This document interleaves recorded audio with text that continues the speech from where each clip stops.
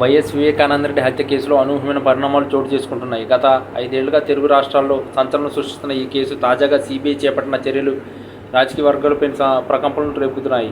ఈ కేసు దర్యాప్తులో భాగంగా కేంద్ర దర్యాప్తు సంస్థ ఒక అత్యంత కీలకమైన వ్యక్తిని అదుపులోకి తీసుకోవడం రాష్ట్ర రాజకీయాల్లో ఒక్కసారిగా వేడిని పెంచింది. ఇప్పటి వరకు ఈ కేసులో చాలామంది పేర్లు వినిపించినప్పటికీ ప్రస్తుతం సీబీఐ అరెస్టు చేసిన వ్యక్తి పేరు మాత్రం ఎవరూ ఊహించిన విధంగా ఉండడంతో సర్వత్రా చర్చ మొదలైంది. ఈ కేసులో అసలు దోషులెవరూ తేలాలని ఏళ్ల తరబడి పోరాటం చేస్తున్న వివేక కుమార్తె సునీతారెడ్డికి ఇది ఒక పెద్ద విజయంగా భావించవచ్చు. సీబీఐ తన దర్యాప్తులో భాగంగా సేకరించిన సాంకేతిక ఆధారాలు, అలాగే గతంలో అరెస్టైన వారు ఇచ్చిన వాంగ్మూలాల ఆధారంగా ఈ అడుగు వేసినట్టు తెలిసింది. ఎన్నాళ్ళు తెర వెనుక ఉండి కథ నడిపించిన వారు ఇప్పుడు వెలుగులోకి వస్తున్నారని రాజకీయ విశ్లేషకులు అభిప్రాయపడుతున్నారు. ఈ తాజా అరెస్టుతో ఈ కేసులో ఉన్న మరిన్ని చిక్కుముడులు పెడతాయని అధికారులు భావిస్తున్నారు. వివేకానందరెడ్డి హత్యకు గల కారణాలు, ఆ సమయంలో జరిగిన కుట్రలు మరియు సాక్ష్యాలు తారుమారులో ఒక వ్యక్తి పాత్రపై సీబీఐ వద్ద పక్కా ఆధారాలు ఉన్నట్లు సమాచారం. ఈ పరిణామాలతో ఈ కేసు ఒక నిర్ణయాత్మక దశకు చేరుకుంది. దర్యాప్తు సంస్థలు చాలా గోప్యంగా ఈ ఆపరేషన్ నిర్వహించడం గమనార్హం. మరోవైపు ఈ అరెస్టు వార్త తెలియగానే సునీతారెడ్డి నివాసం వద్ద పండగ వాతావరణం నెలకొంది.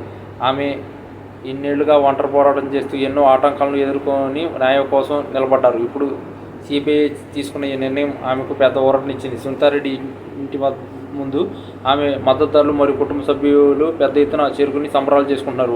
ఒక్కొక్కరిగా మిఠాయిలు తీపిచ్చుకుంటూ బాణసంచా కాల్స్తూ తమ సంతోషాన్ని వ్యక్తపరుస్తున్నారు. ఇన్నాళ్లకు నిజం గెలిచిందని, న్యాయం వైపు అడుగులు పడుతున్నాయని వారు నినాదిస్తున్నారు. సునీతారెడ్డి పడుతున్న కష్టానికి ఈరోజు ప్రతిఫలం లభించిందని వారు భావిస్తున్నారు. ఈ మలుపుతో ఆంధ్రప్రదేశ్ రాజకీయాల్లో మళ్లీ వివేక హత్య కేసు హాట్ టాపిక్గా మారింది.